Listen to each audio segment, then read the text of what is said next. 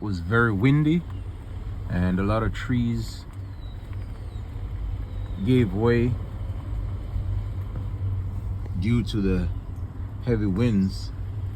And I was just passing just now and I saw this one around the corner that just fell. So I turned around and I'm going to go look at it right now. Seems no one is home, but right there.